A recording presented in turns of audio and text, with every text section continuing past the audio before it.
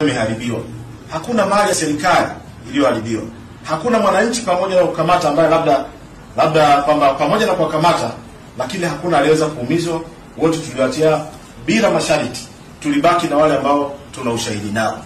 Lakini pia tunao wawili ambao tunawashikilia kwa kosa la kujihusisha na kusambaza, kuhamasisha watu kujiingiza kwenye mitandao ya kijamii, ambao pia baada ya utaratibu za kisheria zikamilika, sheria itachukua mkondo wake.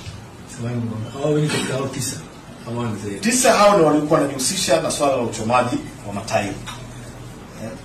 Wawili ni wale ambao tulikuwa na ushahidi kwa sababu ya kuhamasisha kwenye mitandao ya kijamii. Kwa hiyo kwa ujumla wake ni kama tunashikilia watu 11 ambao tumepembua toka watu 300 ambao tulishika, tukapembua tukaona kwamba hawahusiki, ila walikuwa ni ushabiki na ule umri. Lakini baada hapo, baada ya kujadiliana kamati ya ulinzi na usalama ikaridhia chini ya mheshimiwa mkuu wa mkoa kwamba tuachie bure bila masharti. Kama swali la mwisho kwa zipo taarifa zinazoendelea kwamba kuna baadhi ya raia wameuawa kisha majeshi na baadhi ya wanajeshi na askari wako pia wameuawa. Kama tupate ukweli kwa kwenye haya. Hizo ni propaganda ambazo kwa kweli ni moja wapo watu ambao tukiwapata tutawachukulia hatua. Hakuna askari wa jeshi la polisi mkoa wa Kilimanjaro, wala hata kurushiwa jiwe hakuna.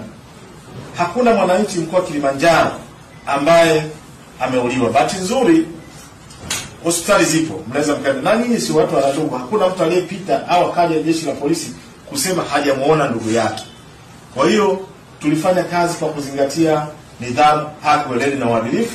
Ndio ili tufanye kazi kwa weledi mkubwa. Lakini mshukuru sana mkuu wa jeshi la polisi Tanzania pamoja na kamishna wa operation na mafunzo afande Sipia Awadi kwa jinsi ambavyo walikuwa wakitupa training, wakitupa mafunzo na wakati mwingine kutupa maelekezo moja kwa moja. Ndio